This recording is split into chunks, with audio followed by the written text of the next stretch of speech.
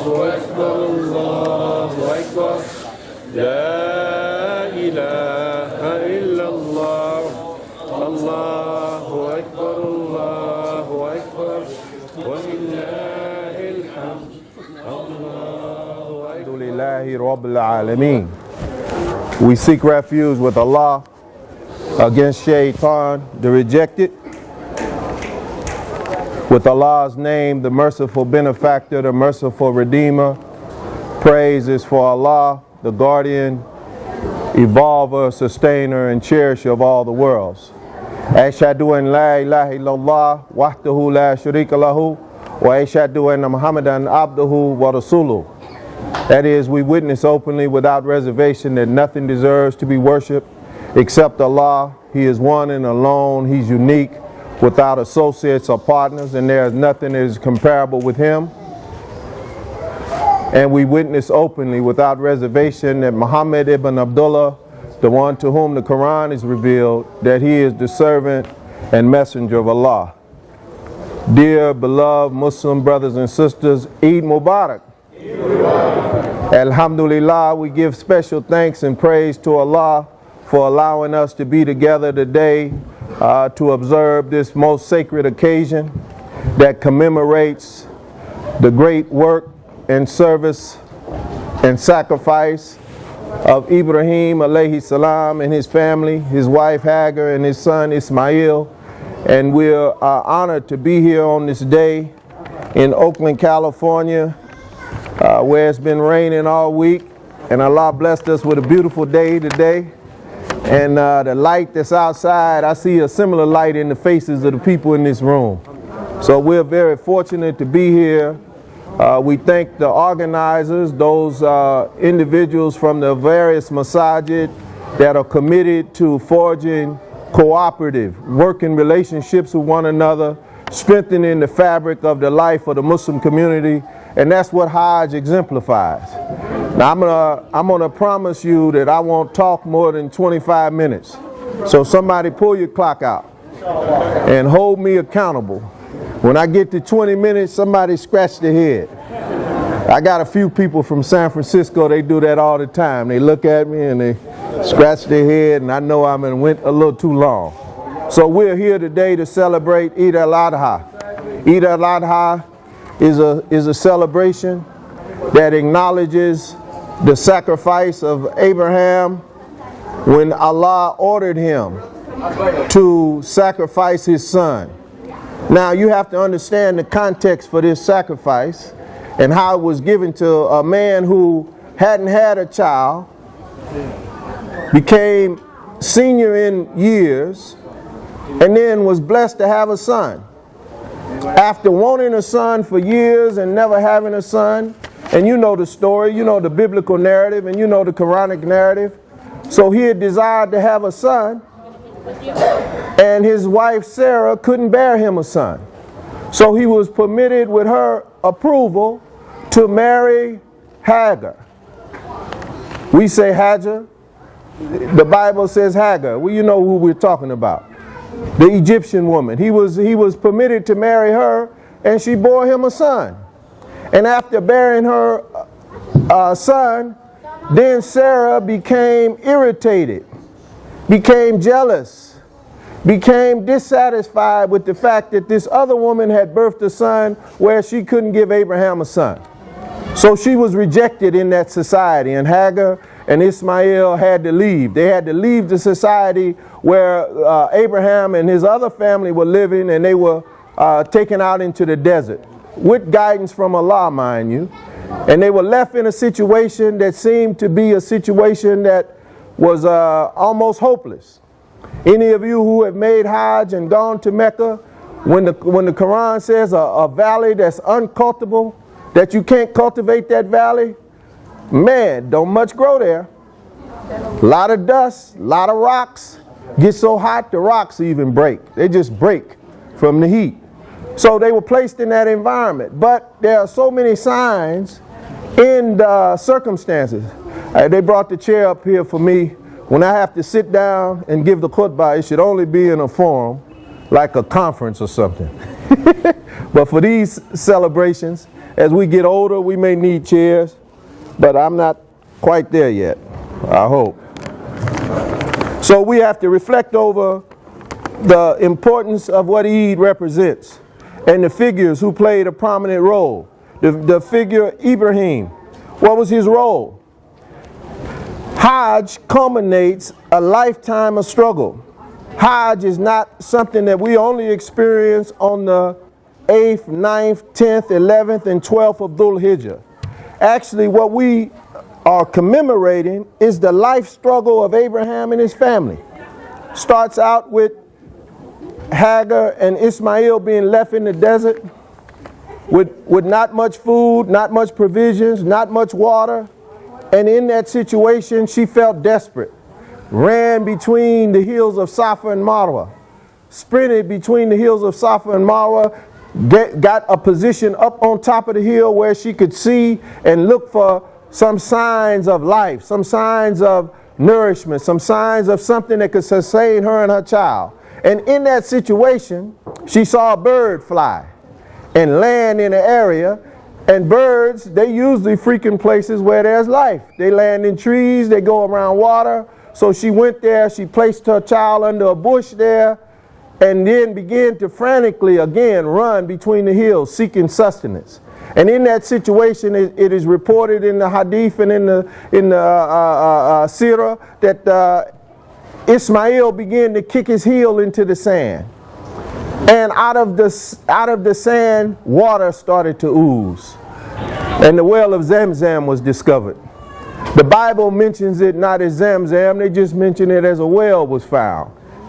But that well is still giving nourishment to people after 4,000 years. And people don't know the source of the water. But it's all from Allah. But they don't know the source. They don't know what river is feeding it, what source the water is coming from. So it's a blessing from Allah. And there are signs in the life and the story and the struggle. Our life as Muslims in America is a struggle. The Hajj actually means to aim for something. Our aim ultimately should be to please God.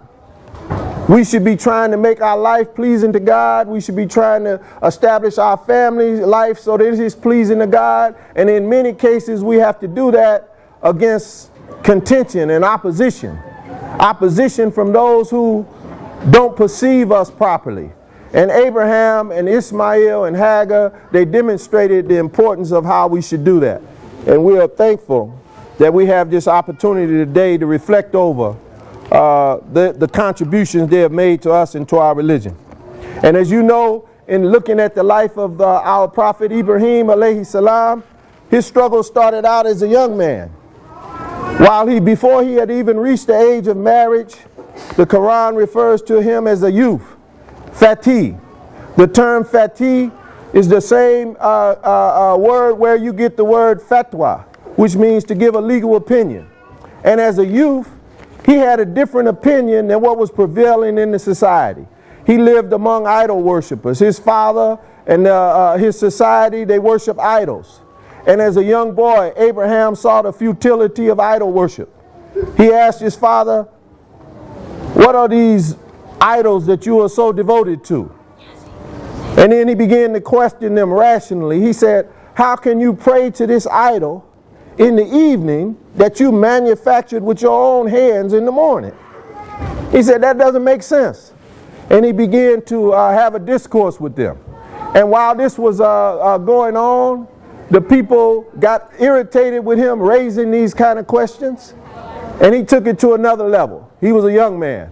Young people, they don't want something to think about as much as they want something to do. Older people, we like to reflect. We like to remind ourselves of our past experiences. So we do a lot of reminiscing. But young people want something to do. Abraham, as a youth, he went into the temple where they had their idols, and he broke all of them, except one. And then he hung the axe that he had broke the idols with over the big idol's neck. And when the people came into the temple and said, "Look at this, this terrible thing. Who has done such a horrible act?" And the people began to discuss it and say, "Well, there was this young person, Abraham, who began to talk about the idols." So they brought him before him, and they held a kind of mock court. And they brought him before the people, and they questioned him. They said, what have you done? Did you do this to our gods? And him being a God-fearing person and a conscious person, he didn't tell on himself directly. He told on himself indirectly. He raised his right hand and pointed to the big idol and said, this one did it. That was the hand he used, but he pointed to the idol, and he pointed to the axe. And then he questioned them, and he said, well, why don't you ask this God who did it if he can speak intelligently? And it says they were confounded. So he was a rational person. Our religion, the religion of Al-Islam, is a religion that requires us to have to think, have to reflect, have to use our mind, have to use our intelligence. We are not blind followers. We're thinking followers. We're people who have to follow our heart, and we have to follow our consciousness. I was riding the other day through the toll plaza, and I saw a young African-American man. He had a tattoo on his arm. The tattoo on his arm said, Kalbun Salimun. I asked him if he was a Muslim. He said, no, I'm not a Muslim. He said, but I said, I know what that means. I said, it means heart of a lion, right? He said, yes. I said, well, my heart is Kalbun Salim. I'm trying to be like our prophet, Ibrahim. Kalbun Salim, his heart was at peace. I said, and my heart is at peace, and I have a lion inside of my makeup that's on a leash. And I only let that lion out if the peace of my heart is upset. And then once I've settled the dispute, then I put the lion back on the leash. And the young man said, I love that. And what was I doing? I was teaching him the Quran without saying it was the Quran. I was sharing with him some knowledge of our religion to move him from just to want to be like an animal to be an intelligent human being. Because it's not enough for us to only want to be warriors, to only want to be those who will go out and fight and defend on the physical battlefield. We have to also fight on the intellectual front. We have to fight in academia. We have to fight in the culture. We have to fight in the media. We have to defeat the lies and the misrepresentations of our religion with our intelligence. And we want to see the best for our community. So there are some wonderful examples of the Prophet Abraham. He challenged unjust rulers. He challenged unjust rulers, and he questioned them. There was one ruler who wanted everyone to worship him. Abraham refused to worship the ruler. He said, you're no God. He said, my Lord is the one who gives life and death. This unjust, arrogant ruler said, I give life and death. Kill this one and let this one live.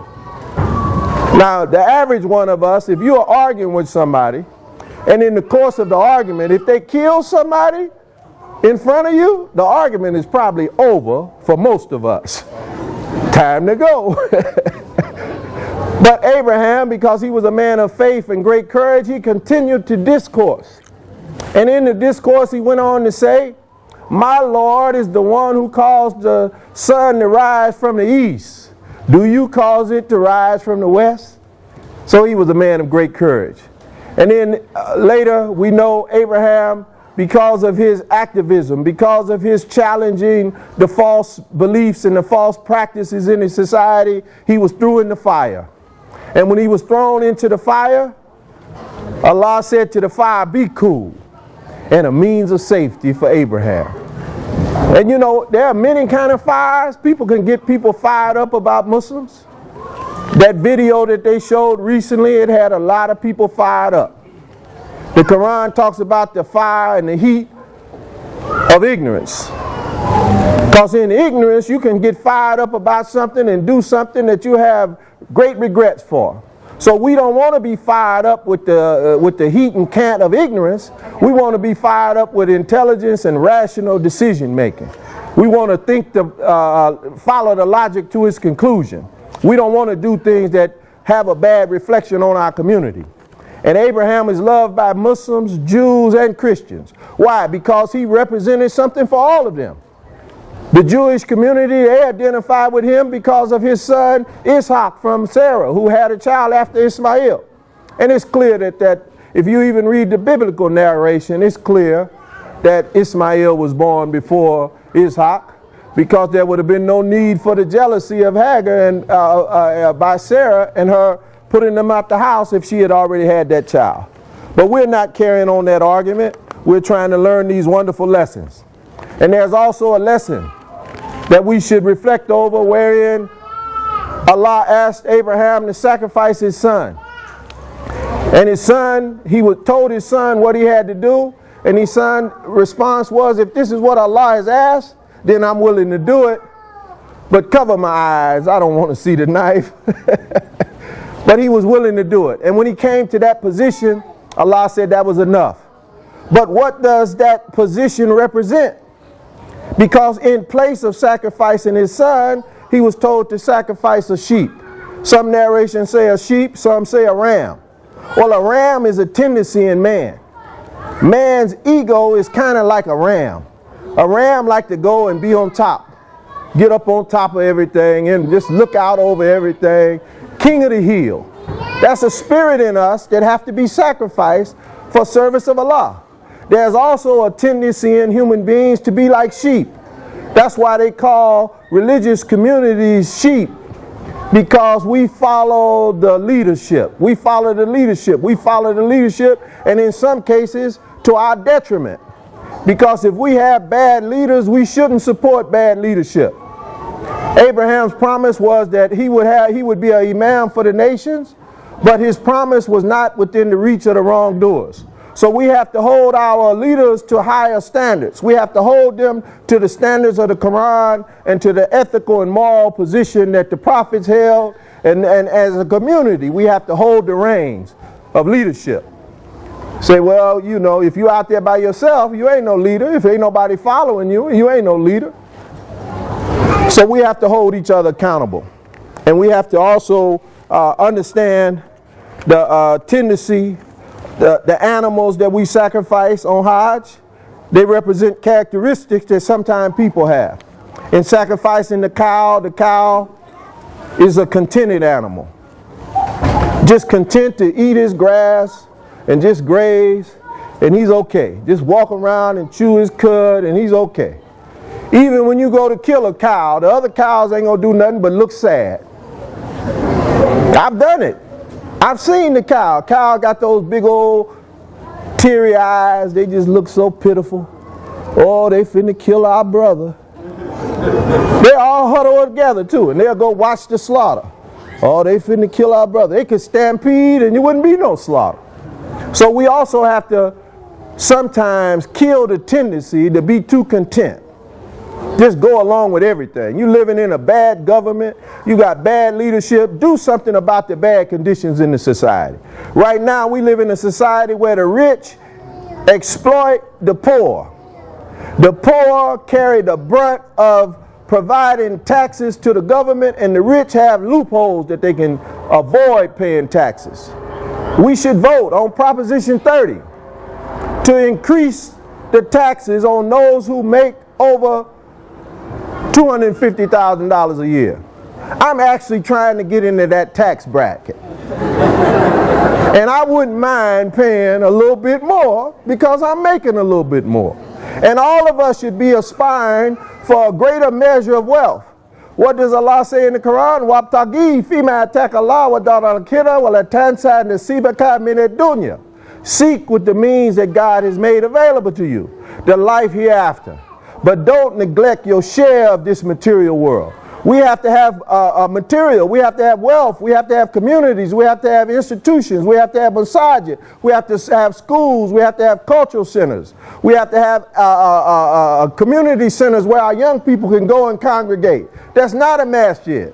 Where they can go and do their homework and play ping pong and get on the video games and interact with one another as young people, not necessarily under the supervision of their parents, but under the supervision of people who are creating a social environment for them. And if we had money, we can do that.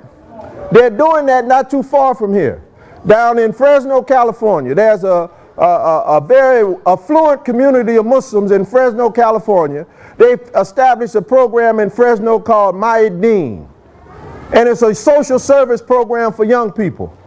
And they put on activities, they bring in guests, They go there and do their homework, they play ping pong, they get on the computer, they have movies, and they do a lot of different things. But they're able to do that because they have money. You can't go on Hajj without money. I remember the first time I was trying to go on Hajj, I had enough money to get from here to Mecca. And I was going with a group out of New York. And they said, well, you need to send us $2,500 to take care of this, that, and that. I said, I ain't got that kind of money. They said, well, you're not obligated to go on Hajj. How you gonna go on Hajj and come back and be homeless? That's not the purpose. The purpose is to go there and have a great experience. Remember the tawaf, going around, get in the sea of people who are going around the Kaaba, trying to get their life and their spirit in accord with obedience to Allah. Oh, it's such a beautiful sight. And then being able to kiss the black stone. You know, when I made Hajj in 1988, I was a little robust young man. So getting to the black stone wasn't no problem for a strong brother with an aim and a purpose. And I had been told that the black stone was a sign of my humanity, my nature that has been rejected in the society. So I was just as eager to go and kiss that stone. First time, seven tawafs, I kissed the black stone 7 times. No, 6 times. Touched it 7 times. Where's Dawood Abdul Haq? Another young, robust man. We were together, 1988. Now, I got about 12 years on him. So he was a lot stronger than me. A lot more physically fit than me. But I was in good shape too. So I would put him in front of me. And I'd go right behind him. And on one occasion, I'm getting ready to kiss the black stone out of love for what it means for us. And it was so many people on my back, and there was so much pressure on my back, I believed if I'd have kissed the black stone, I'd have got all my teeth broke. So I just touched it, and I just let Allah let me get out of here, because I didn't think it would be a good sign if I came back from Hajj and kissing the black stone got all my teeth broke out. And some people get too emotional, they get too frantic. Then after you do that and you made your 7 tawafs, you go and you pray 2 rak'ahs at the Maqam of Ibrahim. Oh, what is the Maqam of Ibrahim? It's a symbol of a rock that he used like a stepladder to raise the foundation of the Kaaba. So he was a worker. He was a man who worked physically. He did some physical work to raise up the foundation, to put the beams in place. But more importantly, the stand of Abraham, Maqam of Ibrahim, is taking a stand to be upright in your nature. Taking a stand to reject the false influences in the society and to establish yourself as a rational person, knowing that your destiny ultimately is with Allah. So we want to take the Maqam of Ibrahim. You can take that stand in here today.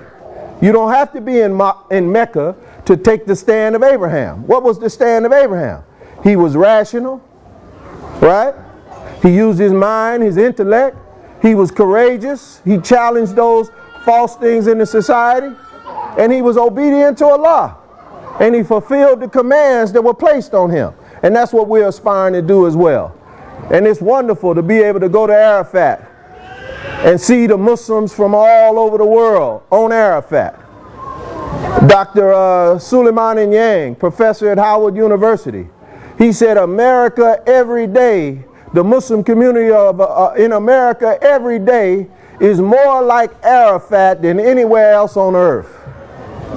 Arafat is one day during Hajj. But look at the great diversity that's in this room. If we were to go down the line, you would hear almost every ethnic group on earth is probably represented in this room today. Now, you know, some of us African Americans, we couldn't tell you that we're from Ghana, or we're from Sierra Leone, or we're from any of those particular political countries that have been established after the 1960s. I think Ghana was the first African country to gain independence, because we lost our connection to Africa during the transatlantic slave trade, right? But because it's in our nature to be Muslims, when we heard the term Muslim, when we heard the name Allah, when we heard Muhammad, when we heard prayer and salat being brought into our communities by the likes of the Honorable Elijah Muhammad, Malcolm X, Isaiah Kareem, Abdul Kareem Hassan, Louis Omar, all of these men, Yusuf Shaw, men who carried the message of Islam into the neighborhoods of the black community in America, and then they pulled out of that situation an individual named Malcolm X, who was a community organizer, who grew up in a nationalist family. His father and mother were a part of Marcus Garvey movement. And look, we got to get rid of these excuses. They're saying, well, you know, black people, young people, they're killing each other because they don't have no role models. You're a lie. I mean, ain't no role models. Oh, it's the government, it's the police. Hell, the situation was worse back then. And then we weren't killing each other because we had something else. What do we have? We have something that's very intrinsic to the nature of Islam. And that is love for your brother and sister what you love for yourself. لا يؤمن أحدكم حتى يحب لأخيه ما نفسه. My timekeeper has let me know that I'm through. And it's beautiful to be able to start a subject and finish a subject. Imam W.D. Muhammad gave me some instruction once. We were riding on the freeway right here. What's this, 880? Used to be Highway 17 back then. And I asked him, how should you give a khutbah? He said, you should have a purpose. You should have a subject. You should read on the subject. You should read what other people have said on the subject. Say you should make your points. And when you finish, stop. Assalamu alaikum. Takbir. Takbir. Takbir. Takbir. Allahu Akbar, Allahu Akbar, Allahu Akbar. La ilaha illallah, Allahu Akbar, Allahu Akbar, walillahil hamd. We would like to thank those individuals who worked on the Unified Eid Committee and all of the work behind the scenes that have gone into preparing what we're going to experience here today. We hope you enjoy the food. We thank the chefs. We thank the servers. We thank those who contributed money. Enjoy yourself. Have fun. Meet somebody that you don't know. Give them the greetings. Exchange name, number, information. Let's get to know one another better. Assalamu alaikum. Assalamu alaikum wa rahmatullah. Eid Mubarak. Alhamdulillah. Allahu Akbar. Alhamdulillah. Love you, my brother. Love you too, Sidi. Alhamdulillah. لا إله إلا الله الله أكبر الله أكبر ولله الحمد الله أكبر. Alhamdulillahi Rabbil Alameen. We seek refuge with Allah against Shaitan, the rejected. With Allah's name, the merciful benefactor, the merciful redeemer. Praise is for Allah, the guardian, evolver, sustainer, and cherisher of all the worlds. Ashhadu an la ilaha illallah wahdahu la sharika lahu wa ashhadu anna Muhammadan abduhu wa rasuluhu. That is, we minutes. So somebody pull your clock out and hold me accountable. When I get to 20 minutes, somebody scratch their head. I got a few people from San Francisco, they do that all the time. They look at me and they scratch their head, and I know I went a little too long. So we're here today to celebrate Eid al-Adha. Eid al-Adha is a celebration that acknowledges the sacrifice of Abraham when Allah ordered him to sacrifice his son. Now you have to understand the context for this sacrifice and how it was given to a man who hadn't had a child, became senior in years, and then was blessed to have a son. After wanting a son for years and never having a son, and you know the story, you know the biblical narrative, and you know the Quranic narrative, So he had desired to have a son, and his wife Sarah couldn't bear him a son. So he was permitted with her approval to marry Hagar. We say Hajar. The Bible says Hagar. Well, you know who we're talking about. The Egyptian woman. He was permitted to marry her, and she bore him a son. And after bearing her son, then Sarah became irritated, became jealous, became dissatisfied with the Ibrahim alayhi salam and his family, his wife Hagar and his son Ismail. And we're honored to be here on this day in Oakland, California, where it's been raining all week. And Allah blessed us with a beautiful day today. And the light that's outside, I see a similar light in the faces of the people in this room. So we're very fortunate to be here. We thank the organizers, those individuals from the various masajid that are committed to forging cooperative, working relationships with one another, strengthening the fabric of the life of the Muslim community, and that's what Hajj exemplifies. Now I'm gonna promise you that I won't talk more than 25 minutes. Witness openly without reservation that nothing deserves to be worshipped except Allah. He is one and alone. He's unique, without associates or partners, and there is nothing that is comparable with him. And we witness openly without reservation that Muhammad ibn Abdullah, the one to whom the Quran is revealed, that he is the servant and messenger of Allah. Dear beloved Muslim brothers and sisters, Eid Mubarak. Alhamdulillah, we give special thanks and praise to Allah for allowing us to be together today to observe this most sacred occasion that commemorates the great work and service and sacrifice of